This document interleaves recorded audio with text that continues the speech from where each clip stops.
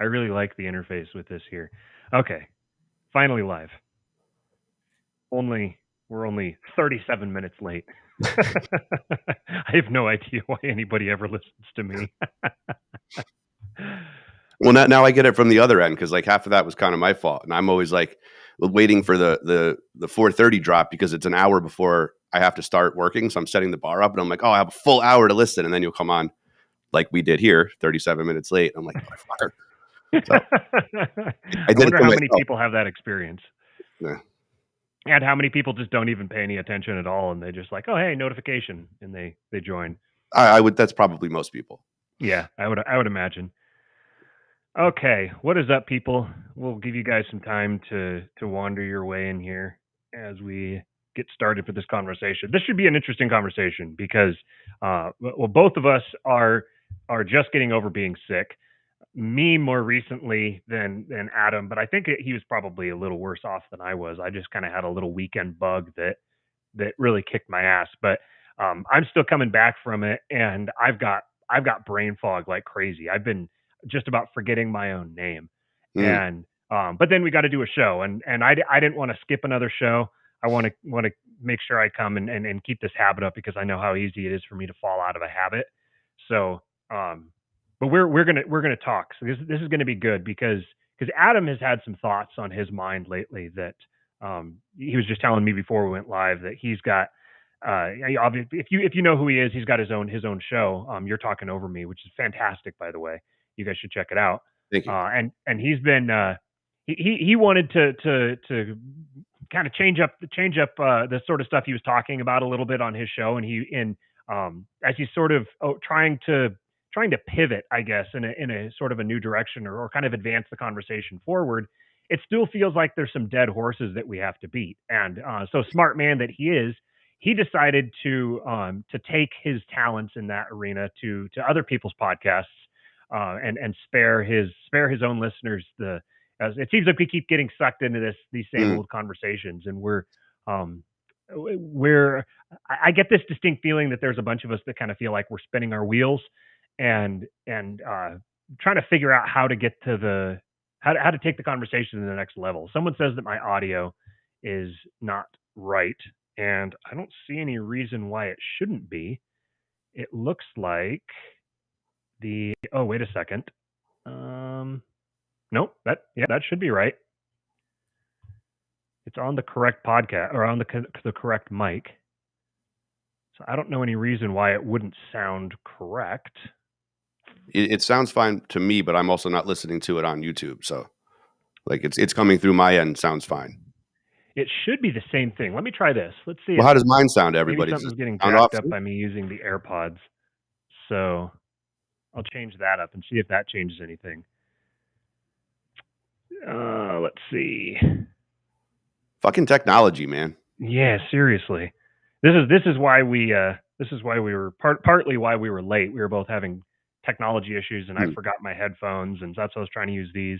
Does it sound better now? Highlight real quick. Highlight William Leonard, who just says Adam is great, and that's pretty much. We could just end the show right now.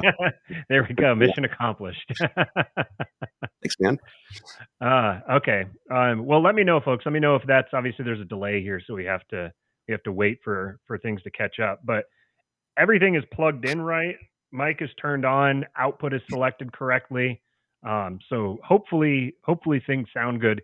If it doesn't sound right, does it at least sound good enough that we can just go with it?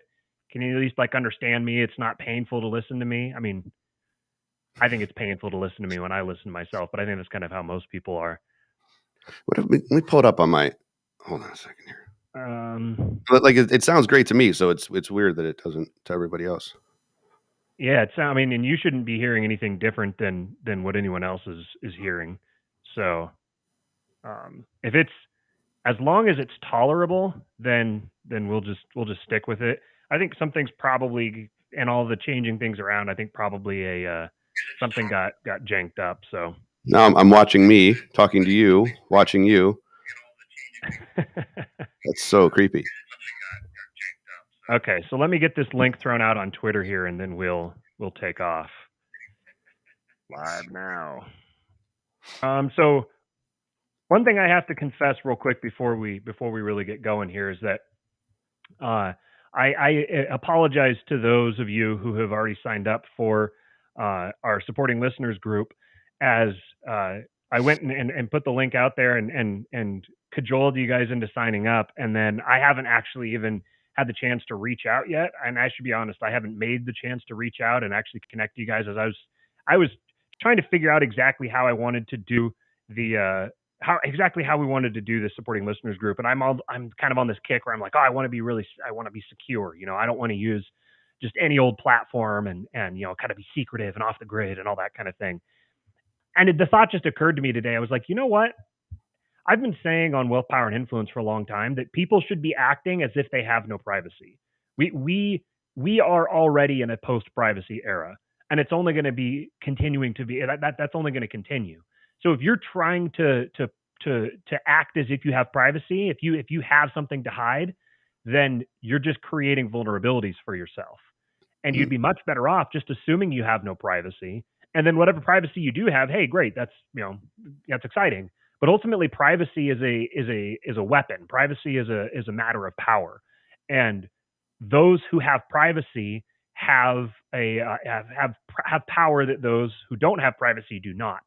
So that means it's going to become a point of focus for those with power who want to insulate their power from those who would threaten it. And this is kind of implicit in the idea that when you're talking about like a tyrannical government or something like that, you would associate that with a lack of privacy. We kind of instinctively know that there's no power, or that there's that power and privacy go hand in hand. So if you just act as if you have no power, and if you act as if you have no privacy and you just assume that's the case, then you have nothing to lose if it turns out you don't have any privacy. So I've been saying this for a while, it's been, I don't know, reinforcing kind of or affirming to me to see things continue moving in that direction in kind of a bit of a sadistic way, I guess. And what's up, Brian Mulholland? Thanks for the super chat, $9.99. He said the post-privacy panopticon has been in full effect for quite some time. Buy XMR. XMR is Ripple. Is that correct? I don't know my cryptos all that well. But anyway, so I just decided, you know what, screw it. I'm not going to try to do this whole rigmarole with this fancy new platform and have like multiple layers of security for people to get. Screw all that. We're just going to use Discord. Everybody has Discord. Everyone knows how to use it, and it naturally integrates with Subscribestar. So I just thought of that just today as I was taking a shower and going for a walk, getting ready for the show. So for those of you who I haven't reached out to yet, I apologize, and you'll be getting a message from me shortly after the show today to get you guys connected to the new Discord server that I'm going to set up. And then you guys will just be expected to behave yourselves. And if anything that could potentially get the server shut down is just off limits. And you can code if you want to talk about whatever you want to talk about. I don't care, but you just better make sure that you keep it. You speak in code or do whatever is necessary to ensure that it doesn't wind up getting the server booted, because that would be a real big bummer. Anyways, okay, so real quick before we launch in, let me just tell you guys about Paloma Verde CBD. This week, you guys should be on the lookout for Los Libertinos, the podcast with Carlos Abelar. He interviewed Amy and I the first time we've ever been interviewed together. He interviewed us this last week. It was really interesting. We talked about soccer. We talked about our lives growing up. We talked about the role that religion has played in our family, both when we were growing up and now together with our family that Amy and I started together. And it was a really interesting conversation. We didn't spend a whole lot of time on politics or the kind of stuff we talk about. We tend to talk about the most. So it was a very enjoyable conversation to have. Carlos is one of the nicest people I've ever met, and he's a very good interviewer as well. So I think he said that the show should be dropping on Wednesday. So keep an eye out for that. Los Libertinos. So speaking of Carlos, he is an entrepreneur. He's someone who's in the business of creating his own liberty, as we like to talk about over in Wealth, Power, and Influence with Jason Stapleton. And he has his own. He and his wife Vanessa have their own CBD store. They've got fantastic CBD products, and I've been purchasing his stuff for a very long time now. I haven't bought anybody else's CBD in quite a while. Basically, ever since I first heard about him on Unregistered. And um, so if you guys are in the market for CBD, or if you aren't and you'd like to try it for the first time, then just go over to palomaverdecbd.com and use promo code King. You'll get 25% off any order over $75. They've got some really good. My favorite thing they have, I think, is probably their gummies, the strawberry lemonade gummies. They're like they're it's difficult not to eat too many of them because they taste so good. And a lot of weed candies, whether it's CBD or THC, they tend to just kind of have a weird aftertaste, or they just kind of sort of taste like you're chewing on a bud. And Carlos and Vanessa stuff is fantastic. The taste is phenomenal. It tastes like actual candy. And it's very, very good. And then they've got a tincture, and we've been using the tincture for our little man. And he tends to be pretty wound up, especially when we're trying to go to bed. He typically thinks that bedtime is party time. So the CBD tincture works really well for him. He loves it. He grabs the little dropper and tries to suck it out of there. So they're very, very good people as well, and we appreciate them supporting us here. So if you guys want to support the show and you want to get some good CBD products, then head over to palomaverdecbd.com. Promo code King, 25% off any order over $75. All right, and then last thing, I haven't heard from Steven for a while. Last I heard, he was sick and not feeling well, and so I'm going to assume that he's either resting and sleeping in and healing, or he's dead. One or the other. In either case, I'm sure we'll all find out soon. So send your thoughts and prayers out for our good friend Liberal Steve. What's up, Marshall Ford, $9.99 super chat. Thank you, buddy. He says, "What's up, gents? Quick question for you. What are your thoughts on Governor DeSantis banning vaccine passports in the private sector of Florida? Being a libertarian, I'm kind of torn on this recent action." Well, it's funny because this precise conversation lit Twitter on fire for the last few days. Mm-hmm. It is a rather divisive point, which is kind of strange, because I think that if you're if you're like an intelligible, rational person who isn't completely given over to some form of weird ideological possession, you should see that and naturally be like, hey, this is a good thing. This is like objectively a good thing. I don't care if you're talking libertarian, not libertarian, whatever. If you want to see society heading in a negative direction, then you would support something like vaccine passports. At this point, I don't even want to debate with anybody about whether or not they're a good idea or what their merits are or anything like that. I think if you're someone who thinks that you need to argue the merits of a vaccine passport, I just don't want to be around you. I don't want to share a culture with you. I don't want to have anything to do with you. So to me, I think that if you're reducing the world into a matter of, is this where liberty is just about the state or not the state, like the state is the base layer of reality, the most fundamental level of existence for you, and everything is reduced to what's the state's role in this. And if the state has a role in it, then by its nature, it must be bad. And if the state doesn't have a role in it, then by its nature, it must be good. It's kind of like this weird assumption that libertarians have kind of run wild with. I don't want anything to do with that. So to me, vaccine passports are bad, just objectively. They're bad. And so any move to prevent the implementation of vaccine passports is something that I'm going to support. And if you want to tell me that makes me a bad libertarian, you know what? I really don't mind, because I kind of want to distance myself from the term anyway. So if I'm a bad one, that's one step away from not being one at all. And I'll accept that. Adam, what do you think? Yeah, I mean, because being a bad libertarian amounts to what?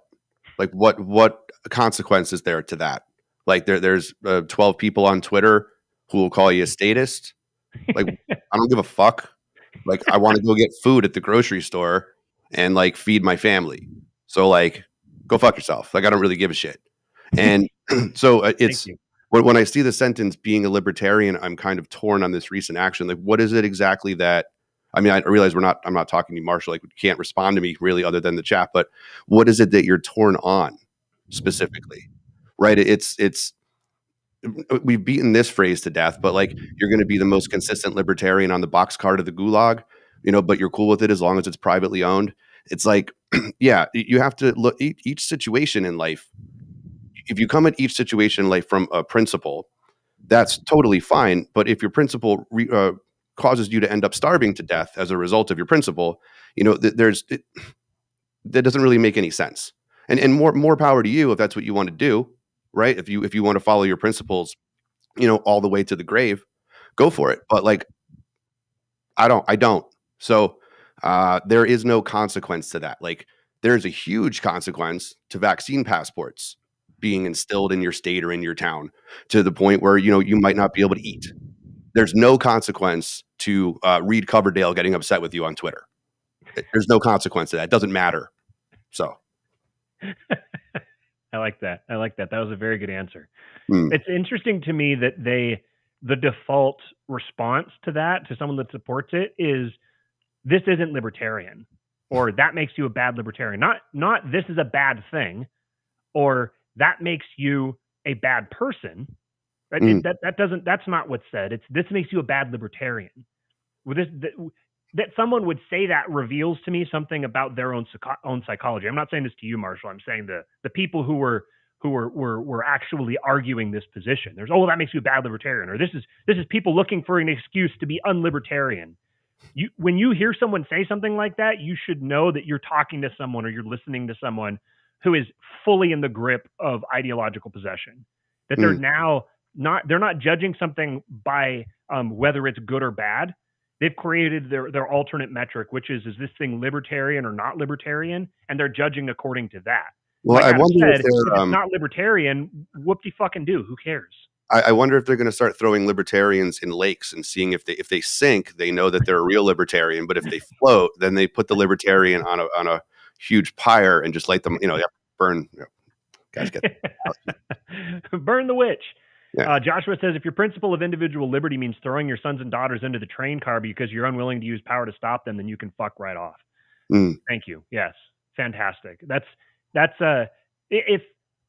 It's funny that I'll be honest. I'll be fair. That when people say, well, when they say, well, that's unlibertarian, that makes you a bad libertarian. Well, there's kind of multiple layers of thinking that's kind of inherent there. Where what they're saying is that something that's more libertarian, the more libertarian something is, the more good it is. They're just kind of using libertarian as a substitute for good or bad. But they're saying that the more libertarian it is, the more good it is. The less libertarian it is, the more bad it is. So there's kind of a good bad calculus that's being done there. They're doing it like at a second level of reasoning, kind of, where they've already reasoned themselves to the point where libertarian equals good, and so then they're just reasoning from that point. And I think that's where we really take issue with it. That the idea that libertarian automatically equals good is like sources. This is a if you're judging something based upon its theoretical traits, then sure. But like, we don't live in a theoretical world; we live in a real world. So if the application of your principles creates a world that matches your principles even less, then what's the point of your principles? Because the idea of your principles is when people talk about my principles, they're talking about being honest or being true to the things that I believe will make a good world and will make the world better. That's why this is my principle. My principle is because it'll make a world that I think is better. If it makes the world worse, if the application of your principles results in a world that's less libertarian, then there's something wrong with your principles. They're self-defeating. And at that point, then I think this is why it's so important about whether it's libertarian or not, because it's like implicitly they've conceded it. They've conceded, oh, we're going to lose. We're going to be extinguished. Our movement is going to be eradicated. And all we'll have left is just our cred, our in-group cred. Mm-hmm. So it's like they're already getting to that point in the conversation where we just have to argue over, who has the most status in the boxcar. They're like implicitly surrendering the battle. They're surrendering the fight. They're letting go of actually realizing a world where their principles are embraced, and they're just like embracing their own surrender.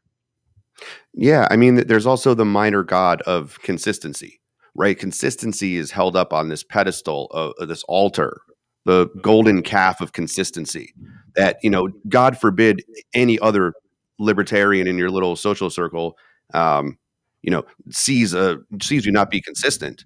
Oh my God, how are you ever going to be part of the group again? And it's like I can't imagine that these people, when they're not talking on their shows or they're not on Twitter, actually do any of this shit in their real life. I can't imagine that they do. I don't know. I don't hang out with them because I have respect for myself.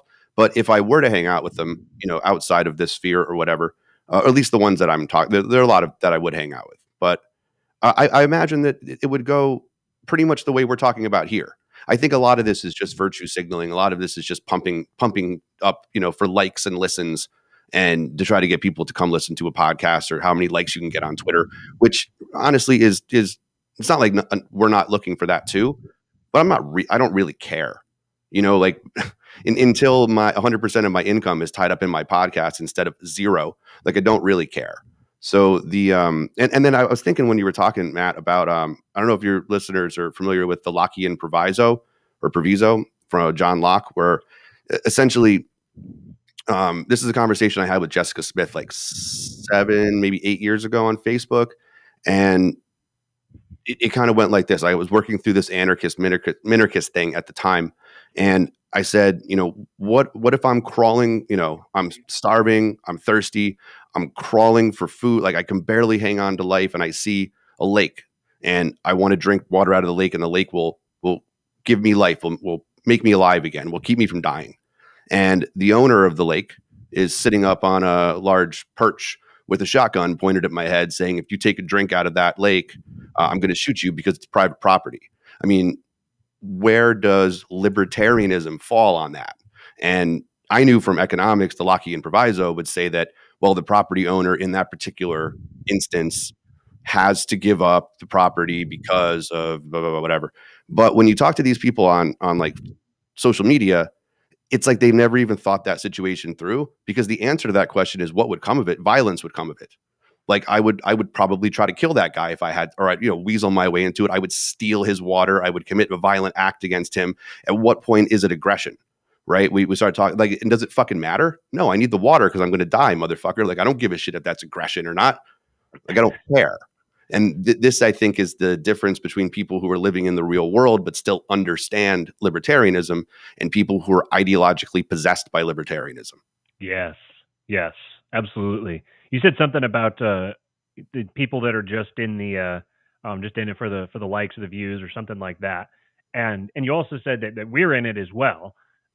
We just I guess we aren't willing to parrot empty, mindless sayings just because they're going to be popular or they're going to get lots of clicks. And yes, I started doing this because, number one, because Steven like talked me into it basically. Mm-hmm. And enough people have been telling me, you need to start doing your own show. And I wanted to spare my wife of having to listen to me, and I might as well just put this out on the internet and other people can listen. But ultimately, I didn't do this because I want a big audience. I did this because I want to find people who think like me and who value the same things I do. And I don't care if it's a lot of people or a few people. I care about the quality more than the quantity. So, for example, someone here in the comments just said, "You mean the conversation is going to evolve from just make more money? I might start listening again." See, I don't like this person's vibe. I don't like the energy here. So I'm going to block this person from following on YouTube. Now they can create another YouTube account and go listen to it somewhere else, but I'm going to make it more difficult on them because I don't want those types of people around me. I don't want people who just have shitty energy. I deal with like a lot of negative energy that I generate it. I deal with feeling a lot of negative energy coming from myself all the time, and so I'm getting more short fused, I think, in terms of just not wanting to be around negative energy, because it's like I generate enough of it on my own. I don't need help. I don't need other people's. I'm just gonna deal with my own, and so this was a major thing for me that clicked in kind of through the transition that we did with Wealth, Power, and Influence with Jason Stapleton, when we moved away from it being an explicitly political show and actively alienated a big bunch of the audience. And at first I was like, I don't understand why he's doing this. I don't like, what's the point of this? Why are we actively driving people away? And Jason pointed something out. There was a number of things, but one thing in particular that stuck with me was that number one, you want to have haters. It's good to have haters because that means that you're saying things that are provocative. And you're saying things that are provocative, then that means that there's going to be people who really, really love what you're saying, which also means there's going to be people who really, really hate it. And so the fact that you get people who really hate it is evidence that you have people who really love it. Often the people who really love it won't say something necessarily. The people who hate it will. They'll speak up, and then they're just basically doing your advertising for you. The ones who really love it, you often won't hear from. But the evidence of the haters or the presence of the haters is evidence of the lovers, I guess. I said to somebody last night on Twitter when they were coming back at me with something like they couldn't comprehend something I was saying, or they were having a hard time with it, but they weren't asking in good faith. They were being a dick about it. And I said, well, I'm not talking to you. I'm using you as a channel through which the people I am talking to will tune in and listen. Yes. Like, you think I'm talking to you? I have no interest in your input, your feedback, like whether or not you listen or not. All I know is that you're talking about me, and the people I want to hear are hearing you talk about me. So you're actually doing my work for me. Yeah, that's a really good way to put it. One thing too, you said something about the nap, I think, or there's people that are in the comments that are talking about the nap, and something that always drove me crazy when I was into the like libertarian Facebook debate clubs that lasted for, I don't know, 3 years or something like that, right around the time that Jason's podcast first hit the scene, and then all the other liberty podcasting sphere kind of was starting to explode throughout the 2014 to 2018 kind of stretch. There was something there that just always drove me crazy when people would talk about the nap, and they would say, well, does this violate the nap? Or is this a nap violation? Or how do you handle this sort of thing where, it was like they were using the nap as if the nap, for people who, whatever fortunate soul doesn't know, is the non-aggression principle. And I was like, the nap is not a prescriptive like command. It just describes the point at which it becomes ethically justified to proactively engage in violence or force or aggression or whatever word you want to use for it. So in your example of the guy with like he's standing there, he's guarding his water, and you're coming over desperately thirsty and trying to get a drink. When you get a drink, the question isn't, well, did you violate the nap? What it is you went on his property and you took something that was his property. So he's now, theoretically, according to the nap, he's now justified to, it's like you created you created the debit, so he's now justified for the credit. It's like you made a change to one side of the ledger, so he's now justified in making a change to the other side of the ledger. That's what the nap is. It's just like a sort of like a guiding principle for how to implement a legal system given a certain set of axioms. Yeah. But that's all it is. It's a very limited application. It's not the end all be all. It's not like you've happened upon the Holy Grail. And this is now, like, all of human evolution was the build up to the point where the nap was discovered. And now because we have the nap, we can use it as the cornerstone for our new civilization. It doesn't work that way. That's not how human beings work. And that's not even what the nap is supposed to be. So I can't remember who I was talking to at this point. I was kind of a little delirious over the weekend, but I just am getting to the point where I don't want to be considered like libertarian. The whole libertarian thing is like, I care. It feels like I care more about realizing a world that looks like the world that libertarians want to live in than libertarians actually do. Does that make sense? Like I still see the same world on my horizon. Like that's the world that I'm trying to create. That's the world that I want to live in. And it seems like the biggest obstacle to it is other libertarians. is libertarians. They're the ones who are just given the nature of the terrain, they're the ones who are actively holding back the natural evolution of the conversation that needs to build and grow and expand into new arenas so that we can innovate in this new social space that's been created. It's kind of like we crested a mountaintop, and there's this great big open plain ahead of us that we can go explore and build upon, and everybody's arguing about like the nature of the rock that we're sitting on or something like that. It's we don't need mass adoption of the ideas of liberty to enhance our own personal liberty. We just need the people who care about these values, the people who actually want to live in that kind of world, to start doing the things necessary to create that kind of world. Mm-hmm. It will be a minority of people. This is the way that every single evolution, every single innovation in human social technology has always been a small group of people. It's always been a marginalized minority. We don't need mass adoption. We just need the people who actually care about that world to start acting like they do. Yeah, man. I mean, I think that's what kind of started this whole journey for me and maybe some others, maybe yourself, which was, I'm surrounded by all these people, not in my real life, but like in my, I don't know, my social media world or whatever, like friends I know virtually, my virtual friends. And so many of them are not, all they're doing is talking about stuff. They're just talking. They're not doing anything.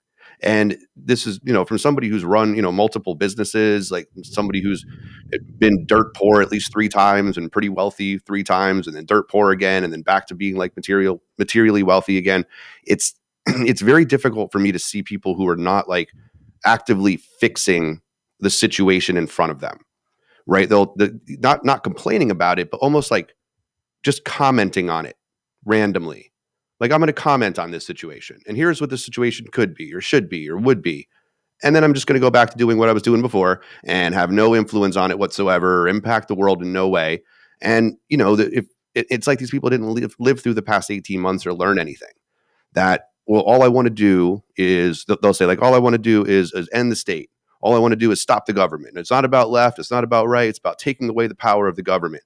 And it's like, bro, do you have any idea the words that you just said? Like, you want to end the state? You want to remove the power of government? Like, you don't even have any personal power in your own life, let alone to affect that type of change on like a national or global level. Like, what? So, I mean, or you're stuck working like a 9 to 5, or you're. I'm not saying like the job that people is doing is like not a good job to do. Like, I run restaurants. It's a pretty blue collar job, like whatever. But I set a goal very early on in like my late 20s that I wasn't going to be doing this when I turned 40. I turned 40 next year, right? My restaurant income is not 100% of my income. It's like 50. I've just picked up an extra job. I'm hoping to like sock away a certain amount of money into the bank. So by next June or this coming June, I'm done with it. Like, that's a goal I set for myself. Make my side hustles part of my income.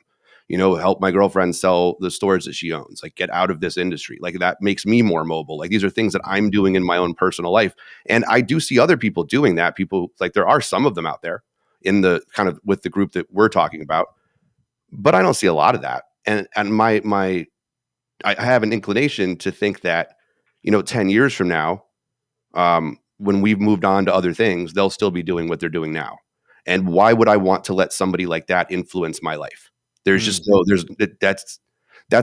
not having respect for myself, that I would even give them the time of day that what they're saying matters. It just doesn't matter.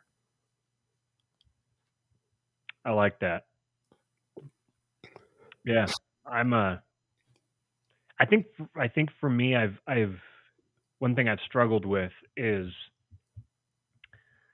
I guess like I have affection for this space. I have affection for the people who are in it, and I've been connected to it for, I don't know, 7, 6, 7, 8 years, something like that. I've been actively connected and involved with it, and I saw myself kind of as someone who I felt close to the heart of the movement. It's kind of like it was something that was close to my heart. And something that I felt passionately about, and certain things I don't want to say publicly. I was very, very close to aspects of all this kind of the latest evolutions of the so-called liberty movement. And and I guess I'd kind of, in all the ways that I'd been thinking about it and imagining it, I felt like I felt an inevitability to parts of the message, that this message is something that's it's so right, it's so true. You know, we can't be defeated on the battlefield of ideas. That sentiment was like, it really embedded itself in me. And so I was like, yeah, this is where we're going. This is what's happening, man.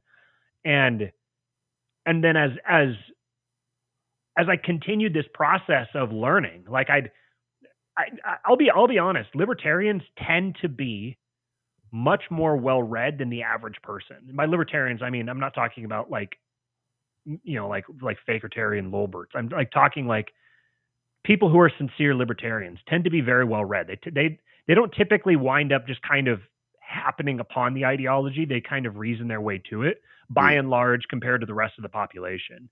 It's not a set of ideas that's been around long enough for it to be just like kind of naturally received into people. Typically, they're people who were not born or didn't grow up libertarians, and kind of reason their way to that point. So it's like I don't want to be you know, I don't want to be unnecessarily lacking in grace, but I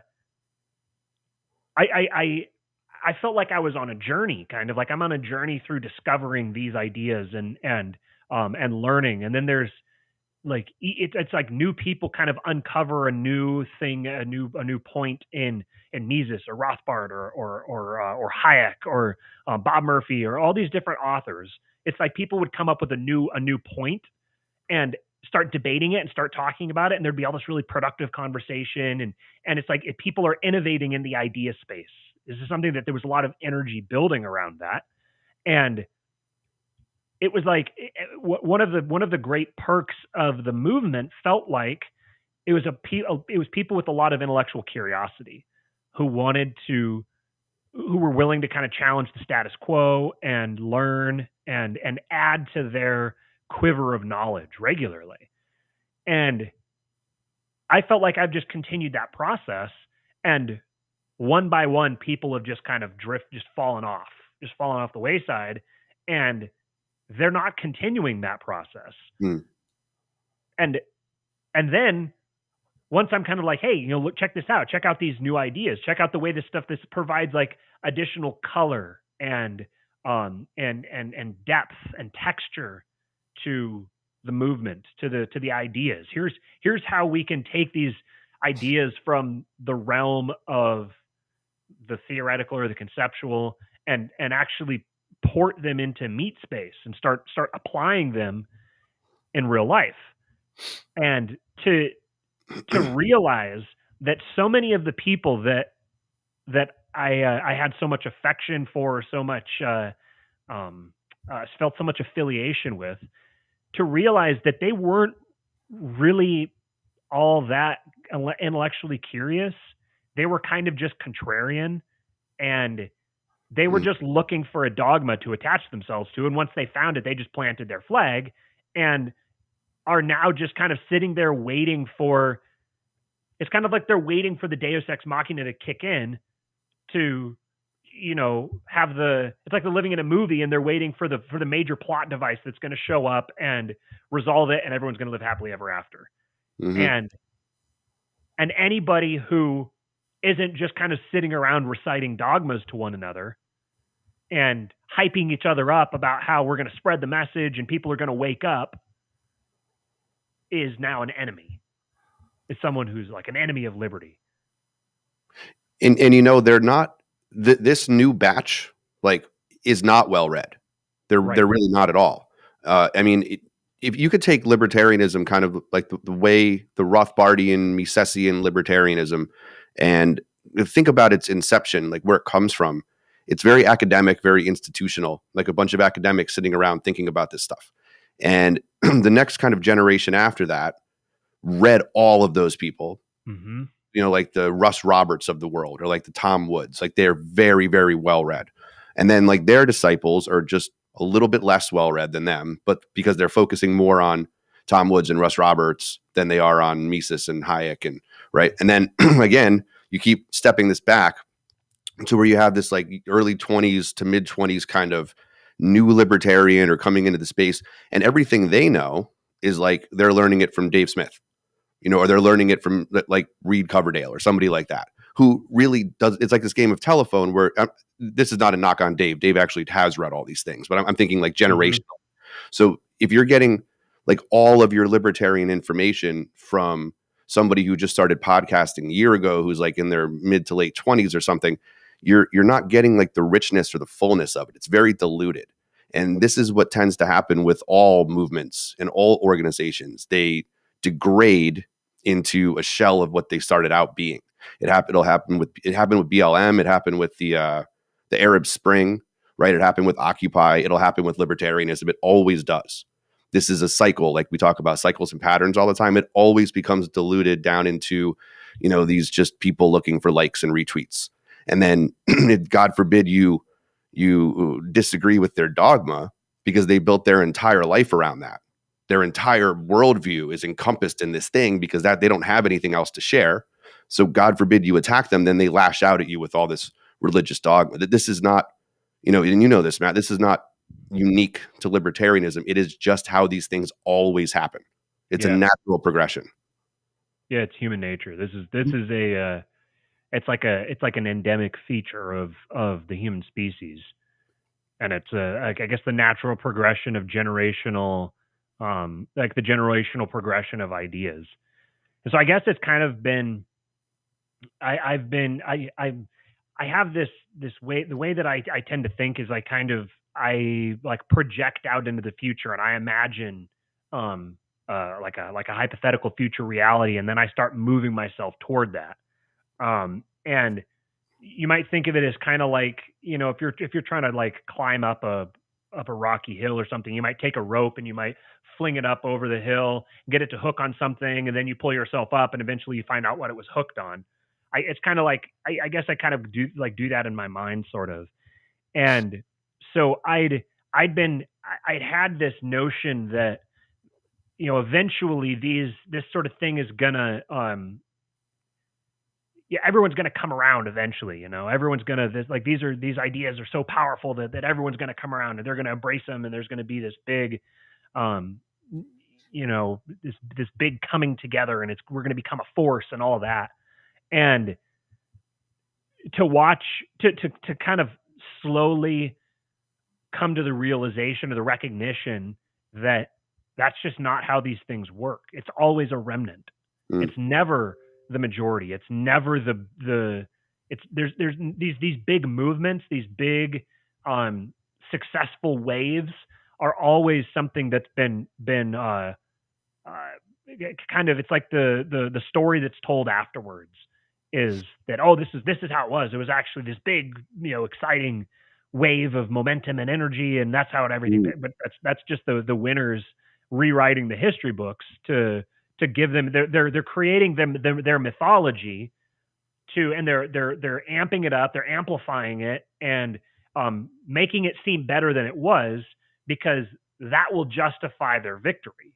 You can't say, well, their victory was hollow or was unjustified or anything like that. So you have to create a mythology for it, and so that's what gets everybody else looking for that same thing. And ultimately, that's a trap. If you're looking for the popular movement, if you're looking for the big rush of energy and the big positive shift, that doesn't happen. That's never the way. But it's super ironic, right? Because you have all of these kind of atheistic materialist libertarians who are doing exactly the same thing as the ancients did, right? They're creating a myth. They're creating a myth story with the gods and the goddesses and the three-headed dragons, and somebody comes along and slays the state, and they're the defender of liberty. Like, they're creating the mythos. They're doing all the same stuff that the ancients would have done. you know, the ancient Aryan people in India or the Egyptians or the Sumerians. They're literally playing out the same pattern, but they're the people who will constantly tell you how ridiculous like the sky fairy is and how these dreams are just hallucinations. And you're like, dude, but no, you're doing the thing like that. This is what we're trying to tell you this is why religion is inevitable. This is why the myth, the story, there's always the story. The story told again and again and again with different players, and they're showing, but they refuse to see it themselves. That's what makes it so funny. Yeah, the irony is rich. There was a good comment up here I wanted to highlight. Carlos, he says, I read Rich Dad Poor Dad one year in a college. I finished it in the evening and told my parents that I was going to drop out. Then 6 months after, bought my first investment property soon after. That's the way, you know. Yep. That's the move. He put his head down and he created, and he created a vision for himself. He put his head down and then he went and made it happen. I really like the way that I don't always agree with Carlos, and he doesn't always agree with me. I see the way that he comments stuff. I don't always highlight him in the chat, but I know that he sees that he's challenging us. He doesn't just kind of sit here and listen to us and hype us up and stuff. He challenges us. I appreciate that, Carlos, and I like that you're someone who walked the walk first, and then you started your podcast, started talking the talk. I really admire that, and ultimately that's kind of the, I guess that's the calling. That's the way, is that ultimately if you're gonna talk, then the walk has to be there as well. And this is where liberty is something that you create, and it's not something that you ask for. It's something that you have to manifest yourself. And I think once you realize that, like it almost seems like that's getting kind of trite. Like people, I'm hearing that from a lot of people. We started talking about it on Wealth, Power, and Influence a while back, but I'm hearing lots of other people talk about it as well. But there's something that's profound about that. When you recognize the fact that liberty is something that you have to create, that it begins with your responsibility. It begins with your praxis. It begins with you taking the steps yourself, not with a critique of the outside world, not with a breakdown of here's everyone who's violating everyone's property rights, and here's why it's wrong, and here's what it should look like. No, you take the steps yourself. You create the world that you want to live in. And once you've done that, you'll find yourself in a position of responsibility. And that position of responsibility is political power. Just by definition. Responsibility is political power. Because politics is a you can't get politics out of a society. It's there just naturally. It's just the interplay between people of differing values who are like combined within a single polity. It's going to be there inevitably. You can't get rid of politics. Political power. I just tweeted something before we went live. I said political power is inevitable and its distribution is ultimately arbitrary. There is no. You can make a case for some people over others that, this person deserves their power more than that person. But ultimately, I think if you drill down deep enough, it's like a lot of it is arbitrary. The fact that you were in a position of privilege, or you were lucky, you got the lucky break. And people like really successful entrepreneurs say, well, yeah, there was a lot of hard work, but there was also just a whole lot of just being there at the right time. Just kind of luck that played into it. Ultimately, the distribution of political power is to some extent just arbitrary, but it's inevitable. It's going to be there no matter what. No one deserves power, but some deserve it less than others, and someone will have it. Someone will have political power. It's inevitable. There is going to be people with political power. You can't get rid of that. The desire to get rid of it is the desire to use political power. So if you're trying to eliminate politics, you're engaged in politics. If you're trying to abolish political power, you're trying to use political power. Mm-hmm. It's inevitable. It's innate in a human society. So this is why this is a kind of a mind bomb for me recently. This is why Christians are constantly called to submit to authority. Because if power structures, if hierarchical power structures are inevitable, the surest way to make them stable, to prevent chaos and tyranny and destruction, is for people to respect the power structure. There's a misnomer here that I think people think that the reason that power structures are tyrannical is because people have too much power, and that's not why they're tyrannical. Because there's plenty of examples of people who had lots and lots of power and they didn't tyrannize. They didn't use that power negatively. So the reason for tyranny is people who have power who don't deserve it, and who know they don't deserve it, and know that other people are coming for it. You get tyranny from unstable power hierarchies. And so the solution to prevent tyranny is to have a stable power hierarchy, which is order.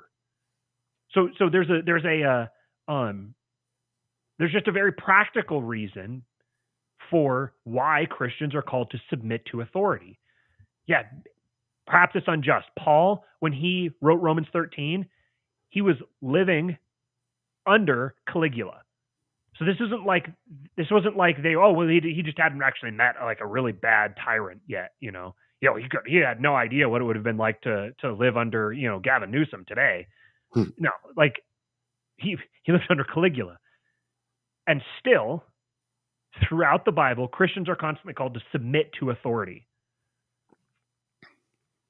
If you begin with that premise, if you begin with the premise that everyone's going to submit to the authority, then by nature you're going to tend towards stable power hierarchies, which is automatically going to create less tyranny. Well, now that doesn't mean it's going to eliminate tyranny. That doesn't. If you have a society or a structure made of humans, then it's going to have sin. It's going to have corruption. It's going to have people missing the mark. Those who have more power are to him who much is given, much is required. If you have power, if you've been granted responsibility and authority, your standards are higher. There's going to be more that's expected from you, both in this world and in the next. So, yeah, I mean, sorry to interrupt you. Go ahead. I mean, it was just, if you think about, like, kind of as a thought experiment, think about if Paul had written the opposite thing. If he had just been like, no, fuck authority, just topple the shit out of those motherfuckers, right? Attack, kill, revolution. Like, just think about how that doesn't work, like, in the context of the story. It just doesn't, it wouldn't make any sense. So when people were like, well, was he a statist? Was he no, it's like, if he hadn't said that, then none of the rest of it makes any sense at all. It has to be that way. There is no other possible option. Right. And then that's where you get to turn the other cheek as well. It's part of the same dynamic there. And this is where this ties into the conversation people are having about consistency. And I tweeted this week, I said that consistency is not a virtue. People they talk about consistency, and they'll treat it as if it's just like innately a positive thing. That consistency is innately positive. It's not. Consistency is neutral. You can be consistently incompetent. That's not a good thing. You can be consistently evil. That's not a good thing. You can be consistently inconsistent. That's probably not a good thing either. What you're being consistent in is the question. And I've been trying to figure out how to put this, trying to figure out exactly how to say this, and maybe it'll come out right now, maybe it won't. But when I saw libertarians talking about consistency and this isn't libertarian, and there's so much of an emphasis on it's like there's an emphasis on the actions. There's an emphasis on the going through the motions with no regard for the consequences, with no regard for the actual outcome. So it's like we must be consistently libertarian. What does it mean to be libertarian? It means to do the things that libertarians do. Well, what are the things that libertarians do? Well, they're consistent. They're principled. Okay, well, so they're principled in their libertarianism. So what does that look like? Well, then they'll give you a description of. They'll either say, well, they don't do this, this, and this, or they'll say they do these things here. But there's no consideration for what the outcome of those actions will be. So I've said before that that libertarianism, the Ancapistan, we'll say Ancapistan, what libertarians want to see, what libertarians want to live in, is it's like an effective description of the ideal utopia. Like if everyone was a perfect person who never sinned, then this would be the way that an ideal society would probably be structured. So they've described the end, but then the question is, what is the means that gets us to that end? But then there's like an irony here, because when they're making a decision about how to handle a given situation, they don't pay any attention to the actual outcomes of the strategies or the tactics that they're using. So for an example, being a principled libertarian is considered what it means to be a libertarian, is to act like a principled libertarian. But it's very obvious that acting like a principled libertarian in a given circumstance will wind up with you being very principledly marched onto a boxcar. That's the meme that everyone's using. We'll keep using it. So in that case, you acting like a libertarian does not bring about a libertarian outcome. So what do you call someone who does things that brings about an unlibertarian outcome? I don't like, if you're the person whose actions are creating a society that's not libertarian, then being consistent in those actions isn't a good thing. Am I crazy? Like this? I don't understand how this isn't obvious. Yeah, here's the thing. I think we get caught up, and I'll just say I do. So I don't want to speak for anybody else. That you can get caught up in trying to rationalize something that is completely irrational. Yeah. And it's funny because the irrationality of the thing is filled with all of the people who think they're acting the most rationally, and it's like you'll try to. I'll do this where I'll be driving and I'll be listening to a show or something, and my brain will just start working through like, well, okay, well, let's take it down. If that happens and this happens and this happens and this happens, and I'm like, no, but none of that makes any fucking sense from Jump Street. So why am I doing this to myself and trying to rationalize it? Because the starting point doesn't make any sense. Like, why am I even giving this energy? And I think that might be where you're getting crossed up there, is like, it's not worth thinking about because it doesn't make any sense from the start. Right. It's like, if there is something to be said for martyrdom, but you have to be remembered. And if your story isn't beautiful, and if there's no empathy and love on the other end, it's just like this autistic screeching, then no one wants to remember you while you're alive, let alone when you're dead. They're like probably happy you're gone. So if you really want to martyr yourself for a cause, there has to be something there that tells the story that reaches people in their heart and their soul, that rises up. I mean, there's a reason why many of us are celebrating a religion that's 2,000 years old. Whether or not you believe that person was a person, it's still a story. And that story resonates for a reason. And libertarians are not telling that story. They're telling the opposite story. It's not even a good version of it. Yeah. So you get that, there's the praxis. What is it? There's you have orthodoxy and you have orthopraxy. So, I said something the other day that doctrine isn't religion. And that's what I was thinking of with that your beliefs, not your beliefs, your thoughts, because there's this distinction between thoughts and beliefs. And a lot of people say beliefs and they mean thoughts, because the thoughts are just the things that you think. The beliefs are the things that inform the way you actually behave. And you could see this with a lot of the quote unquote libertarian thought leaders.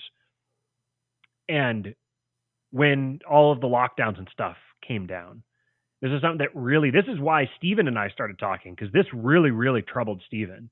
It's all these people who were talking about, like, this is what I believe. I believe this is tyranny. I believe resist. I believe we have to stop this. I believe, I can't believe people are just taking this laying down, said all of the people who were taking it laying down. Right. Yes. And so there you get a distinction between, okay, here's what you actually believe as evidenced by the way that you behave, and here's the things that you think you believe. So those are just thoughts that you have. So you have to have the right thoughts, but they have to go with the right actions. And when you put the orthodoxy and the orthopraxy together, that's when you have something that works. And ultimately a religion is a set of ideas that constitutes the highest value to a group of people that they have bound themselves around. It's like a digital scaling point. That's the thought that I've been thinking about lately. It's a digital scaling point. I think it's pronounced scaling point. Basically, it's like the one point. I think it's the thing that solves the prisoner's dilemma, where you have the one point that everybody, whether they've communicated with each other or not, can arrive at that same point. So it's something that facilitates cooperation, even if people aren't able to communicate with each other. And that's ultimately the matching up of the orthodoxy and the orthopraxy. When you get the two of them correctly matched up, you apply it. It's like you click that puzzle piece in, and the whole machine comes to life. Everything. Everyone is all incentivized to all act in alignment with one another. Everyone's bought into creating the system because everyone benefits from the system. You look like you're about to say something. Well, while you were talking there, I was reading Carlos. One of his comments said, "Great observation on the starting point. So, what is a great starting point of a narrative that can sell liberty?" And that's interesting, because I was thinking about this last night. I was listening actually to Carlos interview Pete, the last podcast that he put out, Los Libertinos. Did I get that right? Is that the name of the podcast?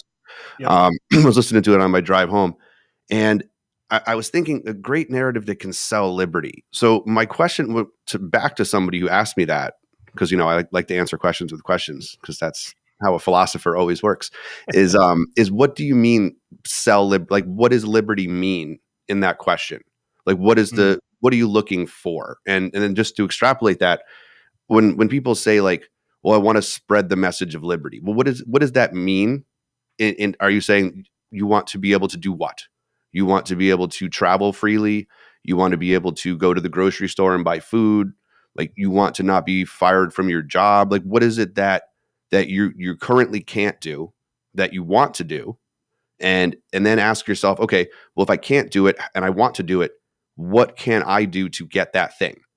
And I think when like you're looking at down in Florida and you're seeing DeSantis is like playing into this narrative where he sees maybe that the voters are going to reelect him because of this vaccine passport thing. That's kind of what I mean. It's like, well, I don't want a vaccine passport. How can I not have a vaccine passport? Here is a way I can not have a vaccine passport. So when I see people say like, or ask the question, like, how do I sell liberty? How do we spread liberty? I want to spread, like, I want to know, and this is not, I really don't want to sound like an asshole. It always does on Twitter, but maybe here the smile and the context will help sell it. I want to know what they're missing that they want to get. And then I want to work with them to figure out the actual praxis that they can take in their lives or with other people or promote to get the thing. Because when I don't know what spreading liberty or selling liberty or whatever, I don't know what that means. And if I don't know what it means, then there's no way to create that story, right? But I can give you a good example of a story, right? I actually have the book right here, Oymasville by Ernst Junger. That's a great example of a story. Like it's a literal fiction story. Or 1984, right? Like you can tell those stories. That's a big picture plot. But as far as like what you want to do in your regular life, it's marketing and messaging. I had Jason was nice enough to come on right when I first started the show last year. It was one of the first like guest I had on that anybody would know. And I wanted to have him on specifically to talk about messaging and marketing. And that's, when you see a commercial selling fucking chocolate bars, for example, you don't need those. They're telling you a story, right? So if you want to tell a story of liberty, if you want to sell liberty, if that's your idea, find out what it is people are actually missing, not the liberty part. Like if student loans, like they can't get food on the table, their rent's too high. And then you create the story around that. Then you convince them that you can solve their problems, or that somebody who can solve their problems, or that they can figure out a way to solve their own problems by investing in their own human capital, or doing this or doing that, or maybe there's a way they can have a GoFundMe set up. That's how you do it. Otherwise, what you're asking in that question, there is no answer to it, right? It's not a good place to start from. That makes sense? Yeah, that makes a lot of sense. And that was a question I'd asked a while back, around the time that I first went on Pete's show, and kind of all of a sudden my social media has been impossible to follow ever since then. I said, people kept saying this, we need to spread liberty, spread liberty, spread liberty. And I said, what does it mean to spread liberty? I don't understand. And I'm not, like you said, I'm not asking it to be a dick. I'm like, I don't know what this phrase means. I know that everybody uses it, and everyone kind of acts like they understand what it means. And then people kind of clear, well, it's spread the message of liberty. And I said, okay, so spreading the message of liberty. So what is the message of liberty? Because even that, it's like you ask, okay, what's the message of liberty? And you're going to get a whole bunch of different answers. A whole bunch of people are all going to tell you a different story. Like you said, there has to be a story. And you're going to get a whole bunch of them if you ask people, what is the message of liberty? So then it's going to ultimately, I think that the libertarian story about it is fundamentally going to start with the state. And I think that's probably where we depart from. Well, I won't speak for you necessarily, but that's where I depart from libertarians, because starting with the state is where, like, if you can't define liberty without the state being involved in it, then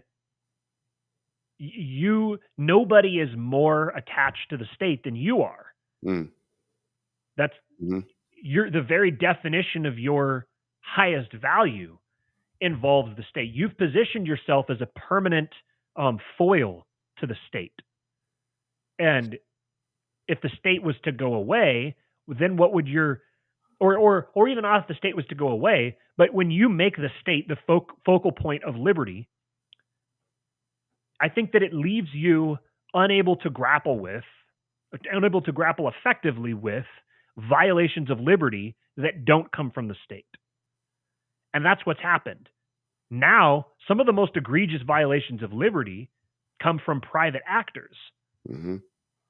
But in the libertarian story, those aren't actually violations of liberty, because liberty is something related to the state. It's something related. It's like when the state's role is so small that it doesn't affect anybody. But that's not liberty. That doesn't create a world where people are, where property rights, where property rights are respected. Absolutely.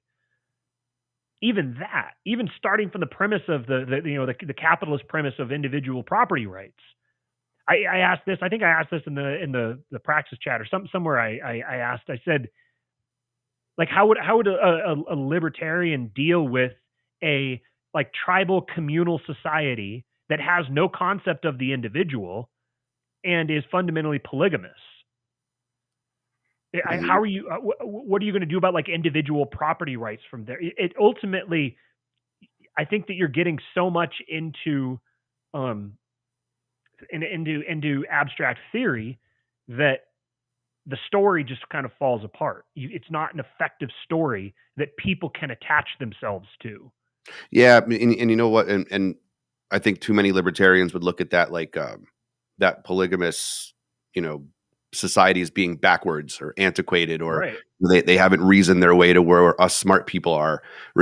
Forgetting the fact that humanity didn't get here with individualism. Individualism is a product of wealth creation and sort of a luxury good. Like individualism, property rights, those are all luxury goods.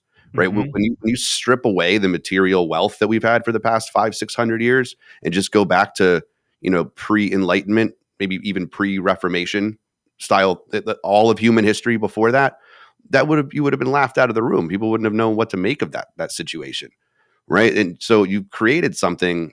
Property rights were created as a way to mitigate violence, right? And they mitigate violence possibly better in this particular society than the lack of them. But they don't end violence. They don't fix the problem of violence. They just mitigate most of it for the type of civilization that we are currently living in right now. But it's like libertarians forget like the other 11,000 years of human history where this wasn't a fucking thing. So cool, like to mitigate violence right now. Yes, that's a thing, but it's not a thing, right? Nobody's birthed into the world, and the first thing right before they start sucking their mom's teat so they don't starve to death, they think property rights, right? It's not a thing. You know, so we rationalized ourselves to that as a way to kind of keep people from killing each other.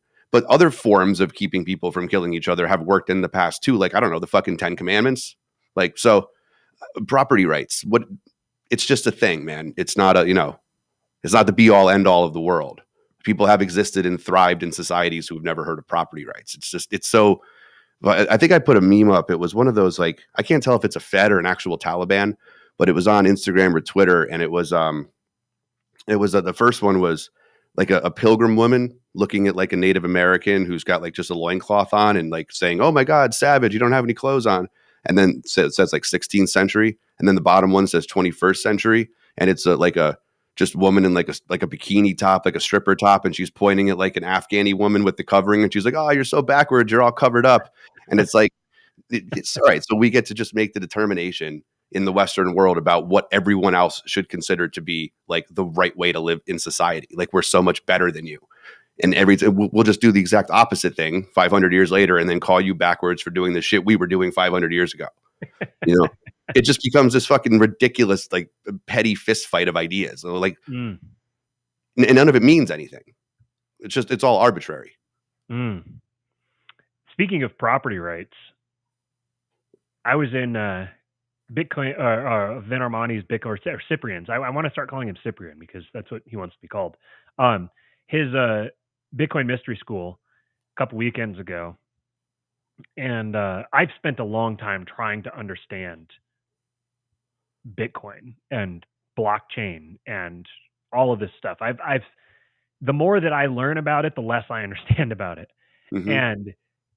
But I'm starting to get kind of a picture of the direction. I'm getting an idea of the trajectory, but it's kind of like I see it through a glass darkly, to borrow a phrase, that I kind of can make out shapes of sort of where we're going, but I can't fully describe it or fully explain it. And that's how I felt like the whole time since I first started doing this show and started talking to people about this, is I'm like, I don't have the answers. I don't claim that I have the answers. What I'm trying to point out is that a lot of people who claim they have the answers don't. And the answers that they're putting forth, like I'm here to poke holes in the answers that are being put forth, so we can say, okay, these ones don't work. We need to find new ones.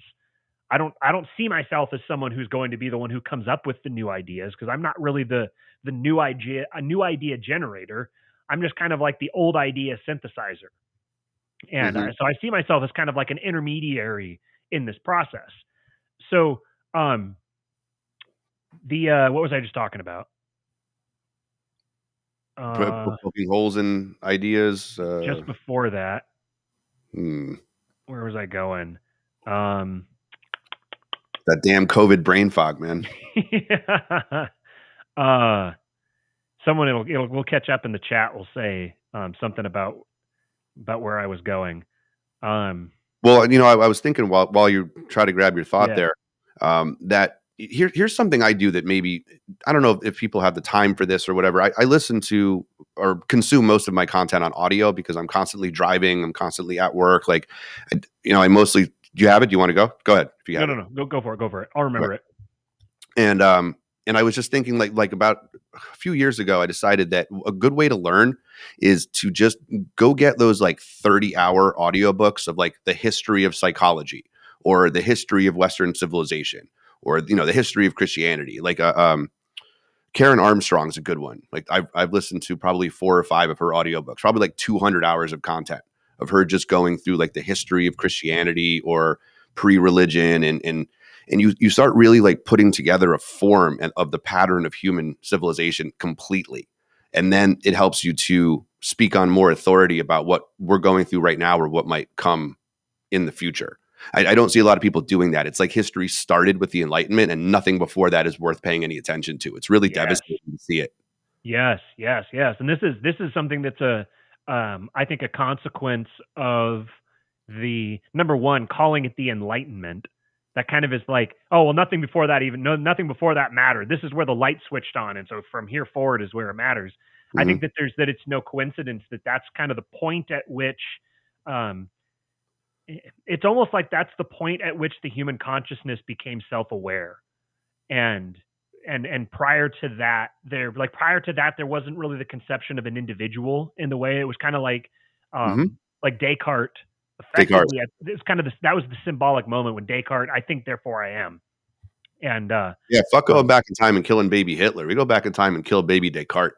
yeah. Save ourselves 500 years of bullshit. I'm on board with this. I think that's a good move. That dude sucks.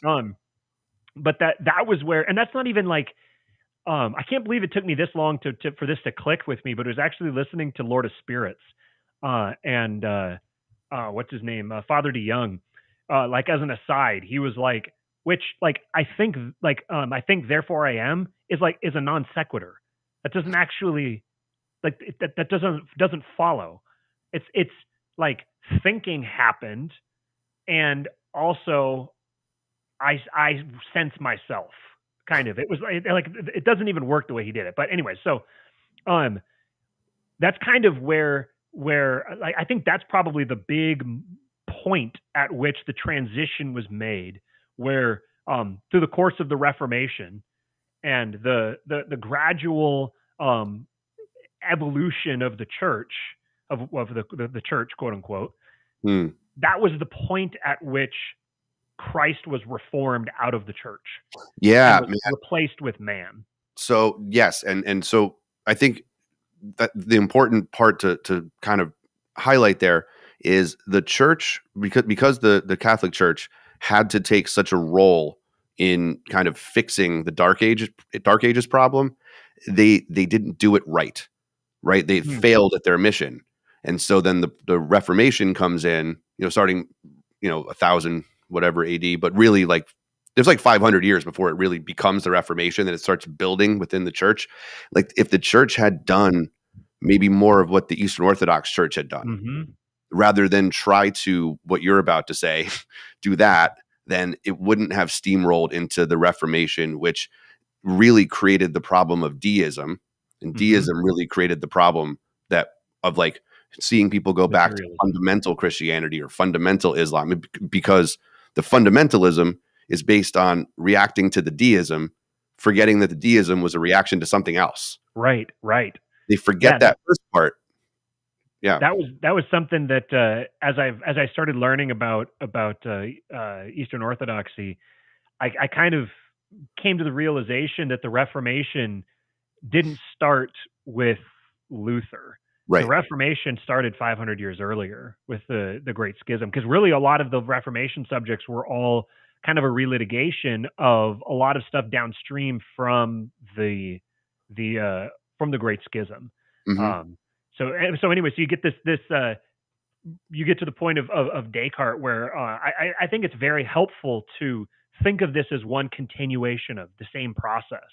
This isn't each generation being born into with like a blank slate, that they're just encountering the world for the first time and reinventing reality each generation as they go. They're all building on the prior generation. They're all trying to tweak and reform the thoughts of those before them, because they recognize these same problems are still here, or problems keep repeating, keep recurring. And so they're trying to come up with new social technology to try to resolve a lot of these issues. But the approach that they're taking, because I would say that they're being guided by evil powers and principalities, the approach that they're taking is digging themselves deeper and deeper into a hole. Mhm. And you start getting to the point where now people with a people who are post Descartes are taking a Cartesian point of view and looking back earlier than Descartes and trying to solve these problems. And it happens with more than just Descartes, but that's just an example of it. So they're trying to solve problems earlier on using the mindset of someone from later on, if that makes sense. Mm. And so there's I think this is where the ideas of like ritual and tradition become really important, because they're social technologies that are used to transmit knowledge transgenerationally, even without books. And they can be a more powerful technology than books. It can be wildly more powerful than books, because there's a personality to it that's lost in books. I mean, with books, you're starting to translate through. You're getting translation of languages, translating languages, and one really interesting one is I'd never understood the Orthodox position on atonement until listening to Lord of Spirits, and it's just so it would never have even occurred to me. The coming from my background, my very, very Protestant background, and growing up with the Protestant understanding of atonement, just an interesting historical factoid before I'll get into the thing I was going to say about Bitcoin and property rights. The historical as the religion, or not religions, but as languages progressed, the word that's translated atonement, the word atonement was created for I think it was the King James translation, and they didn't have a word for the Greek word that they were translating. And a lot of the way that this type of translation works is that if they encounter a word and they're like, oh, I don't know what this means, and they'll go look for the other instances where that word is used, and they can kind of triangulate a definition from that. But this word, the word for atonement, there it either isn't used anywhere else in any other context, or it just isn't useful, and it wasn't useful for the sake of them translating. So they just invented a new word to describe what's that process, or what's being described with atonement. Well, what's interesting is that the Greek word that was translated atonement, the Greeks did the exact same thing when they were translating the original Hebrew or Aramaic or whatever it exactly was. They were like, we don't know what this is a standalone concept that doesn't have anything else to connect it to, so we're just going to invent a word to describe it. That process happening, you're getting in a very real sense, you're getting a real game of telephone, where you're actually losing the meaning through the translation process, because you've lost the ritual traditional process, that the actual praxis that goes with it, that embeds that knowledge is embedded in. And yeah, those traditions, man, those rituals that you're talking about were designed to prevent like what's happened over the last 18 months, like these manias, yes, like this lack of meaning, this like trying to grope in the darkness for meaning.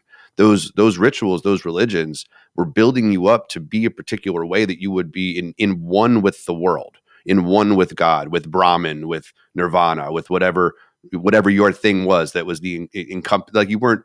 There was no way to know God because you couldn't be outside of God to call him a thing that existed.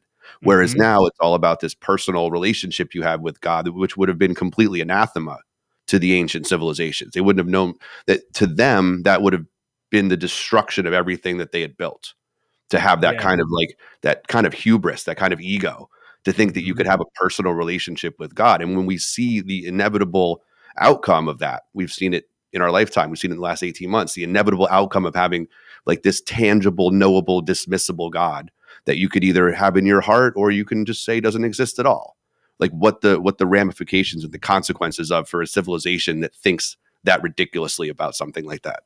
right. And it was kind of inevitable, because when you think about it, because once you it kind of inevitable post-Reformation, I mean, because once you introduce this concept of the individual, and you begin redefining the perspective, you be not redefining, but like reorienting your perspective and starting with the individual. Then when you look at this idea of, oh, well, I can have my own personal relationship with God, that turns into this is what's special about me. What's so special about me is that I get to have my own personal relationship with God. It's very natural to take the next step, which is I get to define my relationship to God. So then the natural next step after that is I get to define what God's nature is. Yeah.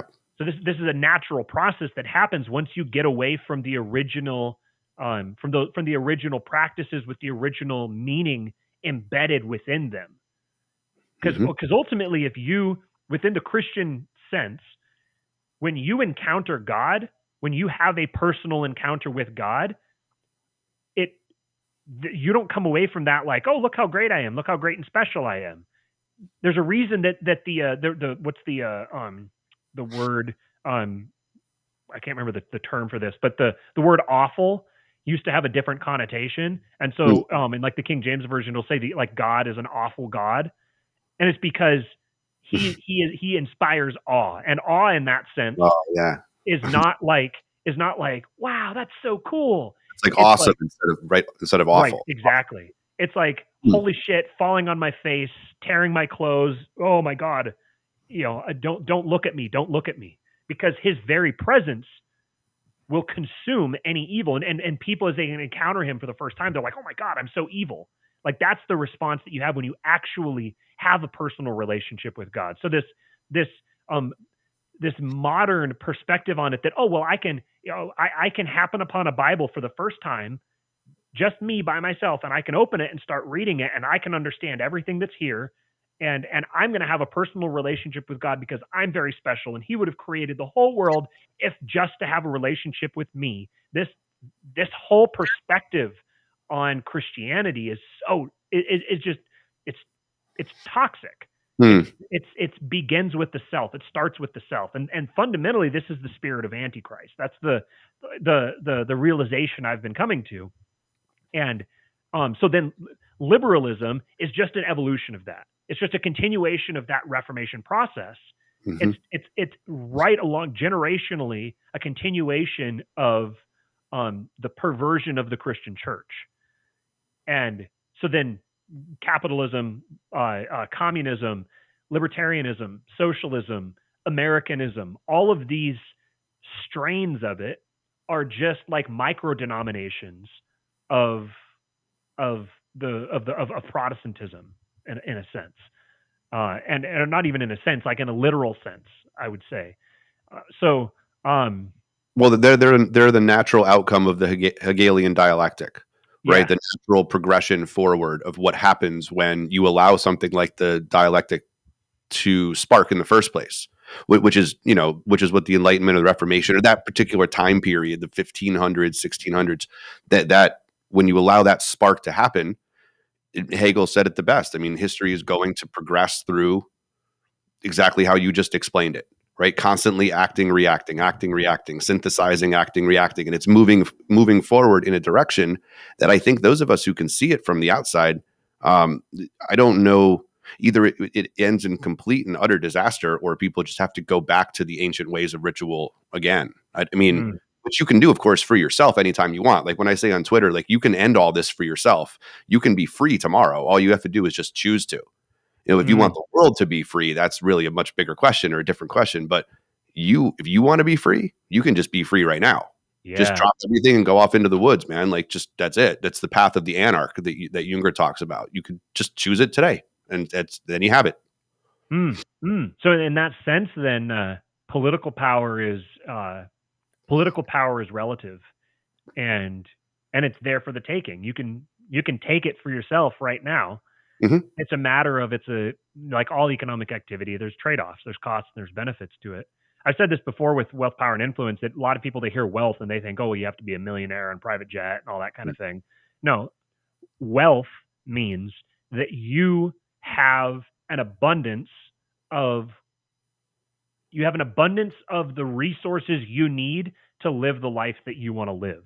So if you have very, very simple needs and desires, if you don't need to have a smartphone and an internet connection and air conditioning and all of the luxuries that we have today, you can have all the liberty you want. You can have all the wealth and all the liberty that you could possibly want. It's free for the taking. But people don't want liberty like that. They want to Nope. have liberty and then also have all this other special Mhm. technology and all the benefits that they get from being part of a society. And so from there, then, Yes. if you want to have your liberty, but you also want the benefits of participating with the society, then by participating with that society and engaging with it, you just signed a social contract. You just engaged with you just said, I will redefine what liberty means to me in order to have these relationships with other people. And now you are defined by your obligations to the people from whom you want the resources to give you the life that you want to have. And Mhm. that actually segues us into what I was trying to say before with the Bitcoin and property rights. That as I was learning about the one phrase that you're going to keep hearing this from me, the one phrase that I really took away from that was Cyprian said that Bitcoin does not abolish fiat, it democratizes it. And I don't remember the exact mechanism for how it's done, so I'm sure there's some Bitcoin nerd or something who will freak out when they hear me talking about this. But he explained it to me. He walked me through it, and everyone else in the class, and it clicked for me. I saw it. I saw the way that effectively like an NFT, a non-fungible token. That token is like a fiat currency. It's like a fiat currency with one single unit, and Mhm. anybody can create their own currency entirely fiat with as many tokens, as many units of that currency as they want, and as many times as they want. Currency is now something that can be created ad hoc, like basically at any time by anyone as much as they want. And so this isn't like, oh, the libertarians have their end the Fed and Bitcoin's going to end the Fed and this is what Bitcoin is it's what do you call it? It's scarce. So this is gonna solve the problems of fiat currency. It's not. When you're thinking that way, if you're thinking on that level, you haven't gone a layer deep enough. Bitcoin isn't money. Bitcoin solves problems at a layer deeper than money. It solves problems at a layer deeper than property. If it's applied correctly, when people, right, Popular Liberty says it makes ending the Fed obsolete. Yes, exactly. This is the layer of innovation that goes it as human society is evolving, and it starts with a couple people and it kind of builds up, and we're like, okay, well, now we've got multiple tribes and we need to figure out how to relate to each other. And so you might evolve something like private property as a technology. You might evolve marriage as a technology to facilitate the growth and development of your tribe. If at the point that private property was conceived of and applied as a technology, if Bitcoin had existed then, just imagine you could just snap your fingers and you'd have the fully innovated Bitcoin at that point. You would never actually conceive of the idea of private property. You wouldn't need it. And that, I don't understand what that means. Like I understand what it means, but I also don't understand what that means. This is what I say, the more that I learn about the social innovation that is Bitcoin. I'm saying little b Bitcoin. The social innovation, not BTC, but the social innovation that is Bitcoin is so profound that we don't even know where it's going to take us.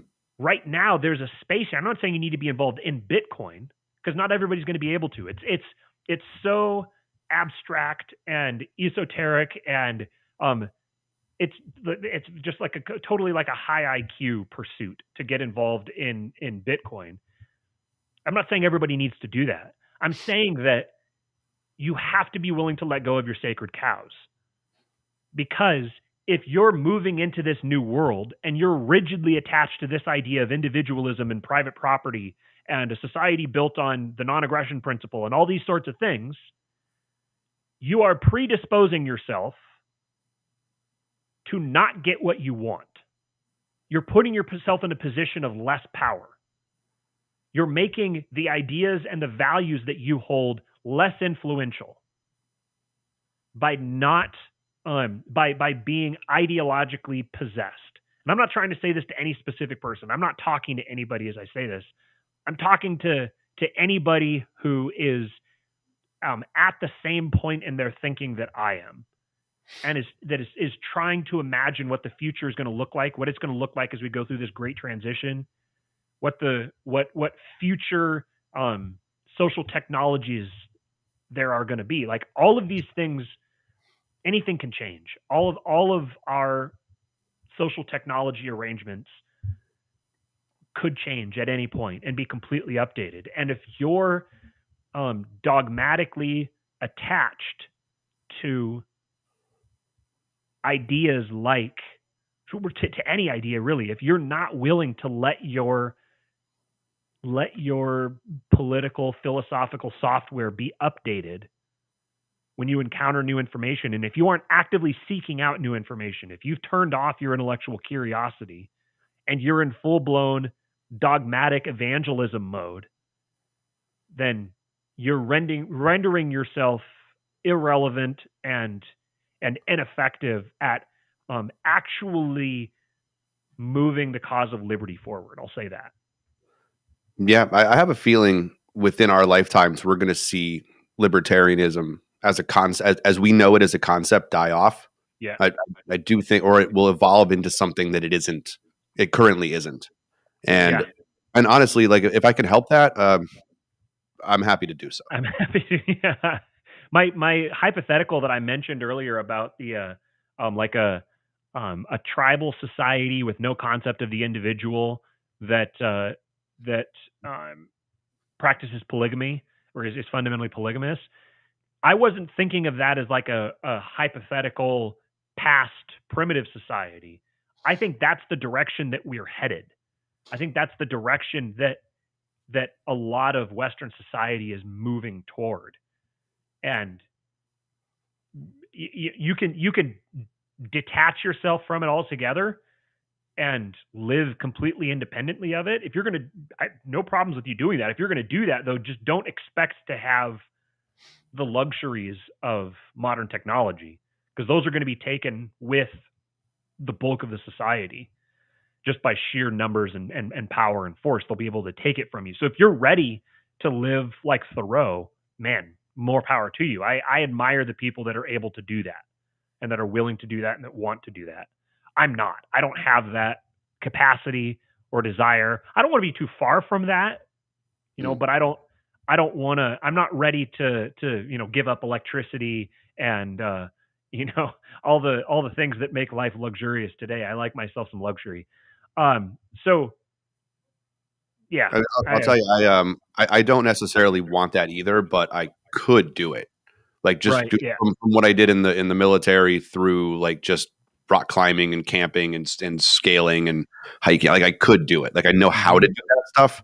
And that's a nice couple of things to have in your tool belt, like in your back pocket in case you ever need them. But as much as I like look forward to getting away from all of this, and we go up to like the cabin sometimes, after about a week or so, I do get kind of bored. Like, I don't know, maybe I want to go back to society, like, and find this middle ground, Right. So it's not like the grass is always greener, but there's definitely like between the two extremes, something that it makes me feel comfortable. So I think most people are probably in that same space.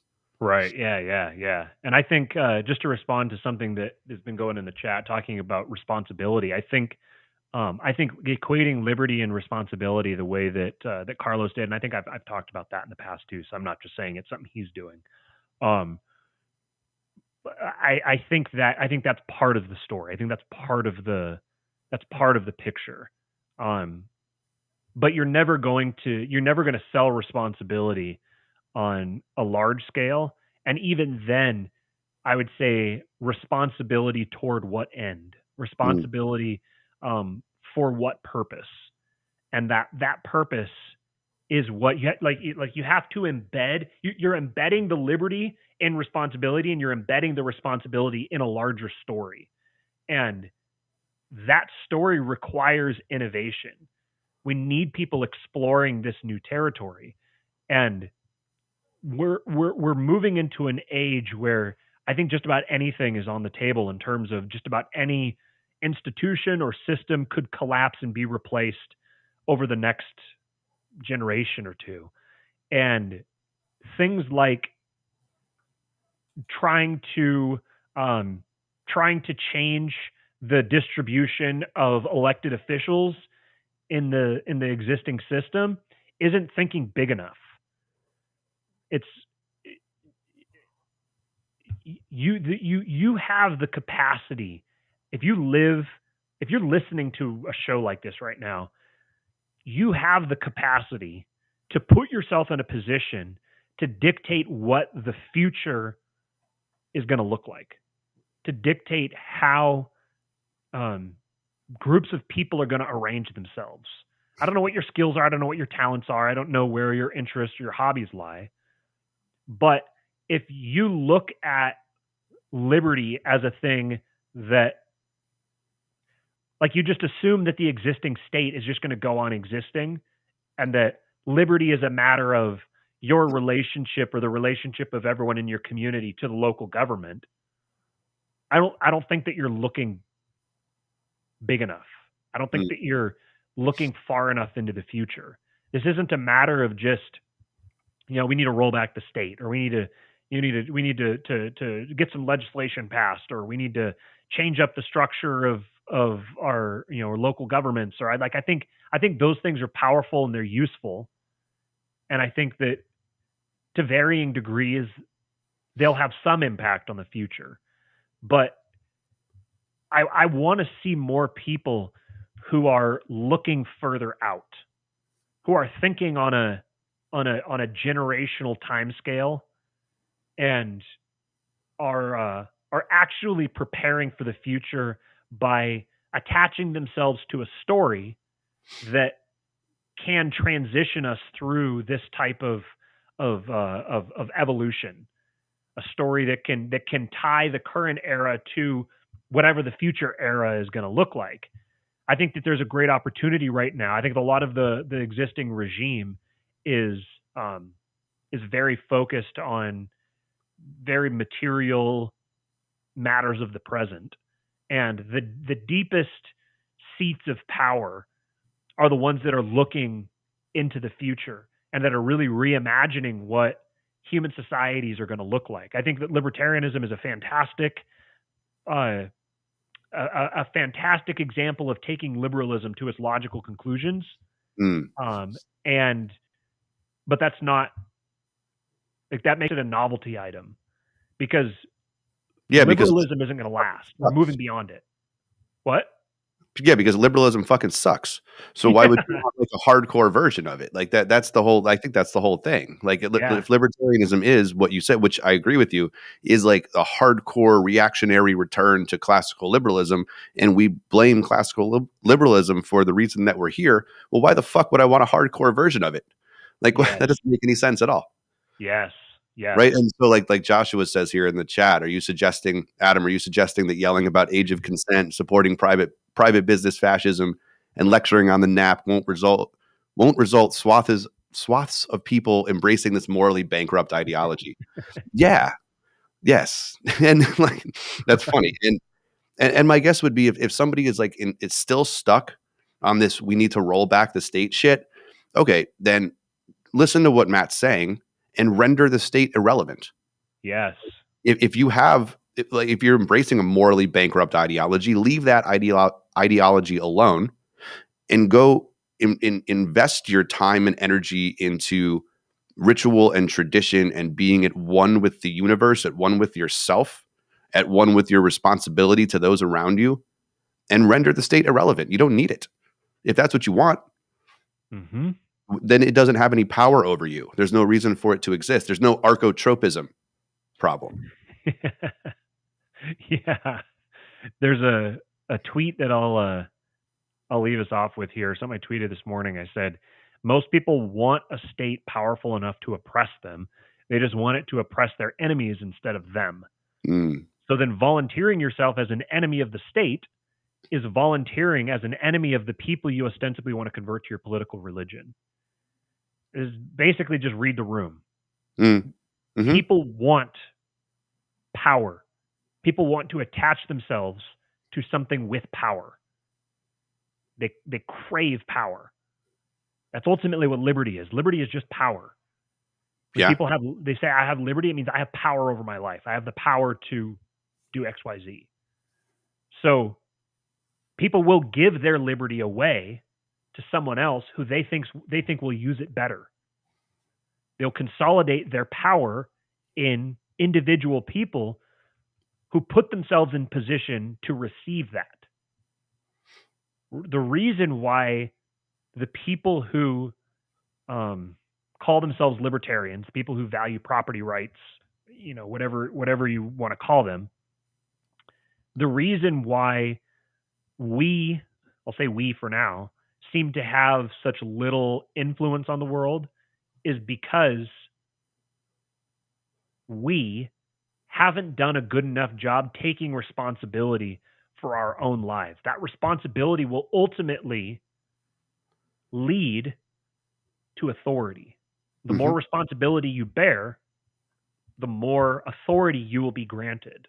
And ultimately, people, if enough people who think like us behaved like this, like what we're talking about, accumulated to themselves wealth and established themselves as people who bear responsibility and are faithful and true with it, just by the natural cycle of time, the natural cycle of human society, eventually those people would become people with power. That's the route to power.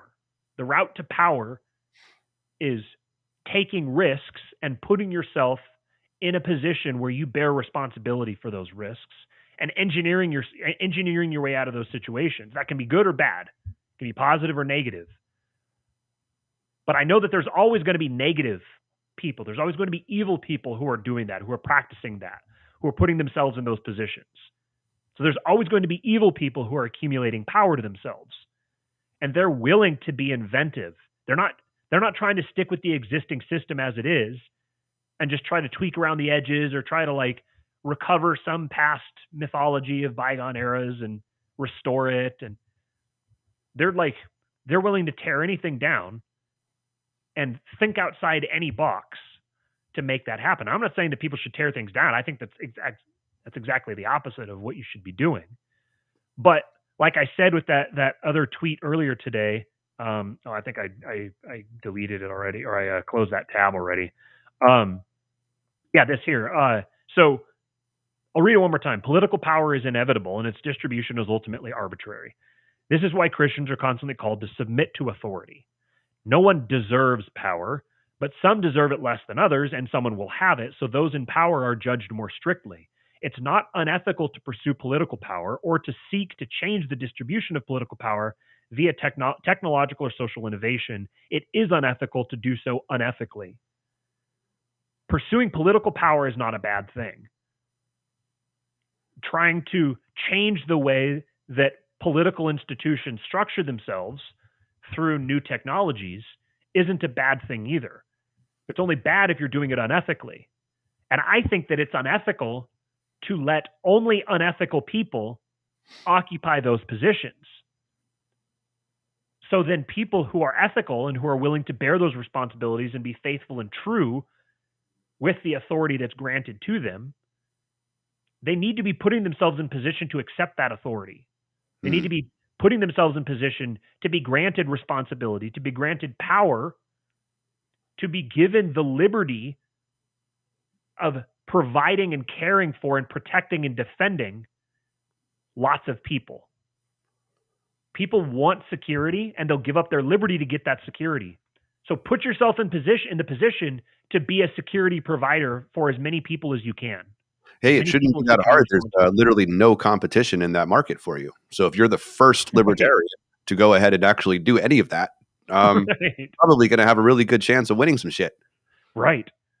And so then the best way to strategically, to tactically make your way through that landscape is by understanding where we're headed, is by understanding the cycles, understanding the stories, and putting yourself in position to capitalize on that movement. And if you're married to like temporal dogmas that are attached to a brief period of human history that the human race is already evolving beyond and abandoning, then by default, you're already abandoning your responsibility.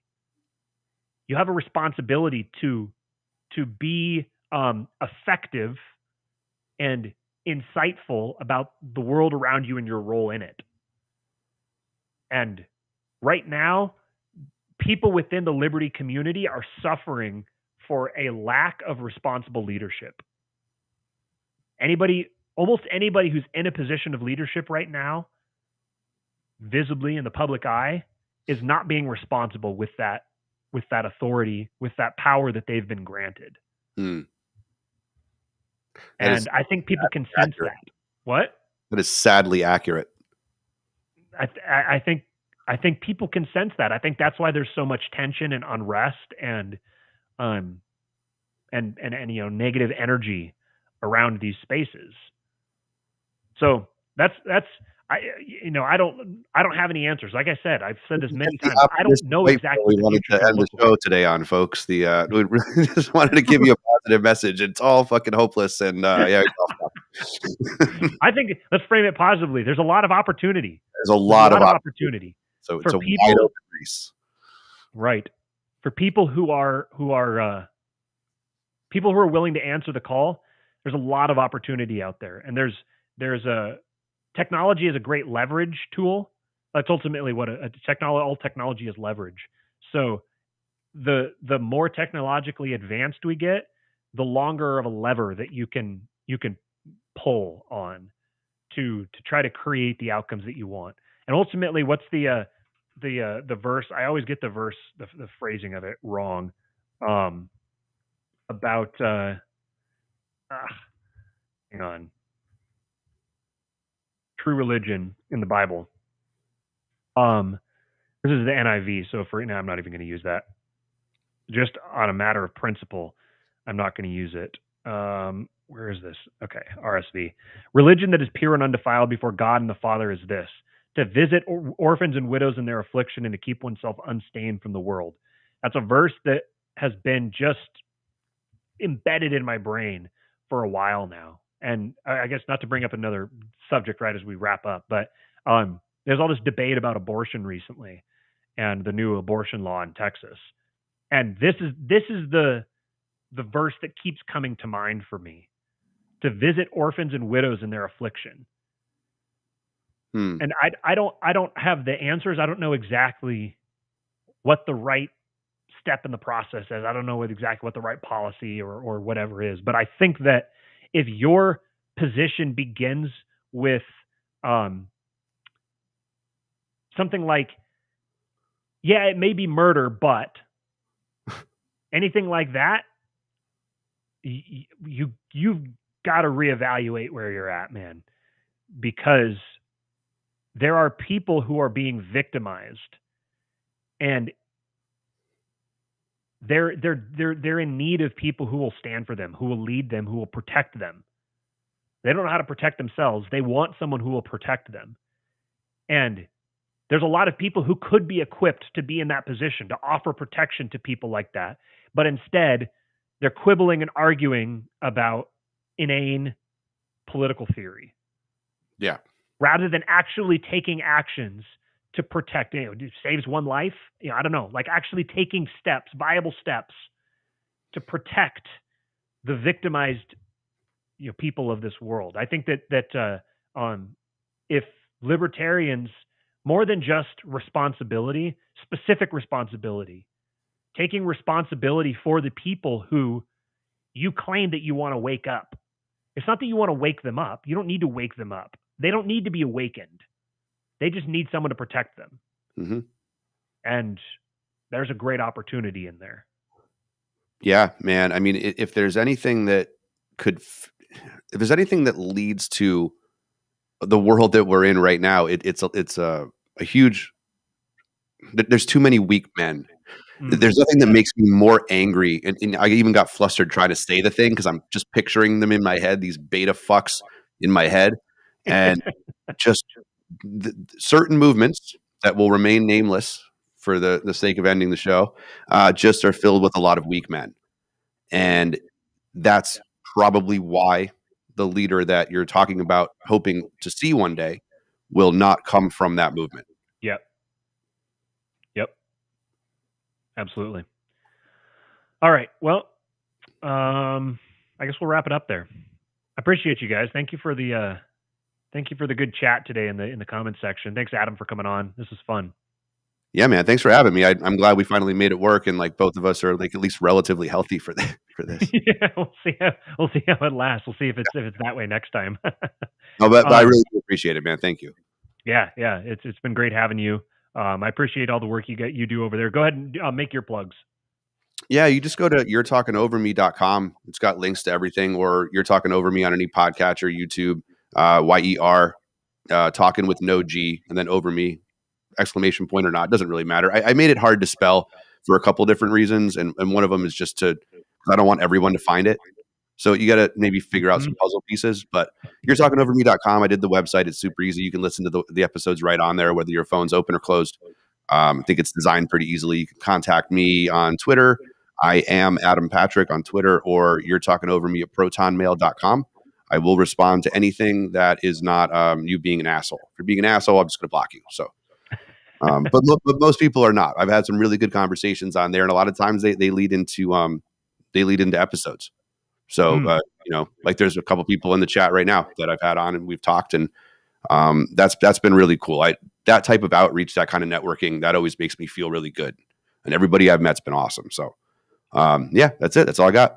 That's awesome, man. That's why I wanted to do a show like this, was to make connections with people like that, like people like yourself, and then the types of people that you're talking about. I know a couple of the people that you're talking about, and they're I'm very glad that I've had the opportunity to get connected with them. And then so you can follow me on Twitter at RealKingPilled. You can follow me on Instagram there as well if you'd like. And then if you're watching this, you're probably on YouTube, obviously. Like, share, and subscribe. Do all that good YouTube stuff. And then again, our sponsor, PalomaVerdeCBD.com. Promo code KING for 25% off any order over $75. And then lastly, you can join our supporting listeners group at subscribestar.com/kingpilled, all one word, KINGPILLED. And like I said, as soon as I'm off the mic here, I'm going to go set up that Discord server, and we'll get the supporting listeners group kicked off. And no more of this kind of futzing around with trying to use some sort of special app and everything. We're just going to do this basic like. And I appreciate you guys. Thank you for showing up for this, and we'll see you next time.